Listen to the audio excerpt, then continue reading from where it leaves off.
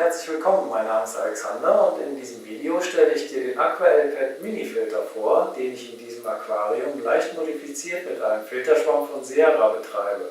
Der AquaL-Pet Mini Filter ist ein Innenfilter mit Pumpenkopf und Schwamm. Laut Hersteller soll er für Aquarien bis zu 120 Litern geeignet sein. Er fördert bis zu 400 Litern in der Stunde und der Durchfluss ist regelbar. Mit dem normalen Filterschwamm ist der 5,5 x 5,5 x 13 cm groß, der Pumpenkopf misst ohne Schwamm 4 x 6,5 cm und der Filter verbraucht 4 Watt Strom in der Stunde. Im Lieferumfang ist der Filterschwamm, ein Haltebügel, eine Halterung mit Saugnäpfen für die Scheibe, der Filterkopf mit Ansaugschutzkorb und Netzkabel, ein Sauerstoffdiffusor mit Luftschlauch und Regler und eine Strömungsdüse enthalten. Der mitgelieferte Schwamm ist relativ klein und grobporig, was kein Problem ist, solange man den Filter in einem kleinen Aquarium betreiben und keine Garnelen halten bzw. züchten will. Babygarnelen können allerdings durch die Poren schlüpfen und in den Impeller geraten.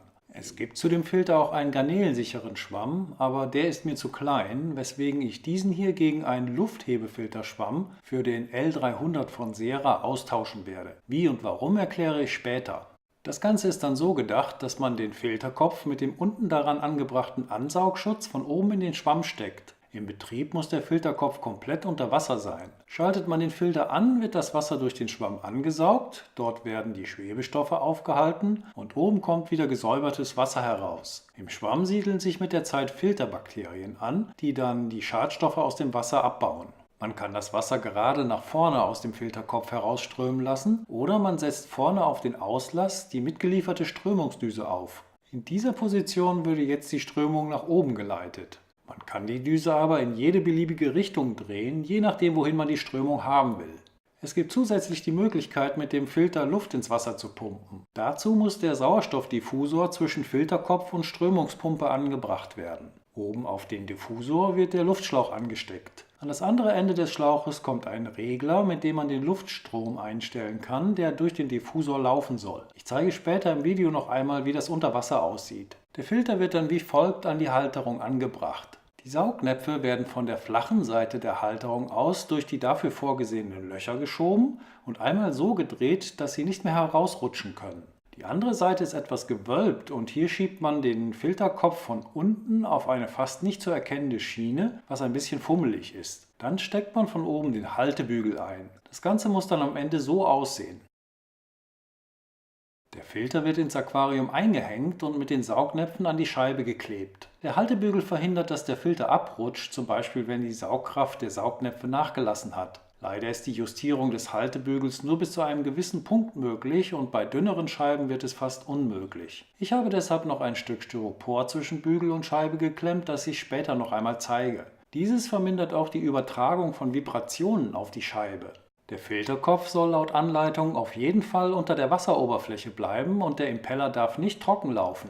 Hier zeige ich jetzt noch einmal, wie man den Sauerstoffdiffusor und die Strömungspumpe am Filterkopf anbringt. Mit dem Regler kann man dann die Luftzufuhr einstellen. Diesen kann man mit einem kleinen Bügel, der an der Seite angebracht ist, an die Aquariumscheibe klemmen, um zu verhindern, dass er ins Wasser fällt. Wie gesagt, ist mir der mitgelieferte Schwamm für mein 54 Liter Aquarium zu klein und auch zu unsicher mit den groben Poren. Deshalb habe ich mir zusätzlich einen Schwamm von Sierra gekauft, der eigentlich für den Lufthebefilter L300 vorgesehen ist. Wenn man die beiden Schwämme nebeneinander hält, sieht man, dass der Schwamm von Sierra viel mehr Fläche hat und viel feinporiger ist. Ich hoffe, dass sich dann dort eine Art Mikrofauna bildet und diese dann von den Garnelen abgeweidet wird. In meinem Naturaquarium soll der Filter dann hinten in der Ecke hängen. Deshalb ist der dreieckige Schwamm ideal. Vor dem Filter sollen dann höhere Pflanzen wachsen, sodass er verdeckt ist und an dem Schwamm können dann die Garnelen wie gesagt weiden. An den Seiten ist genug Platz, dass die Garnelen dahinter kriechen können und auch wieder herausfinden.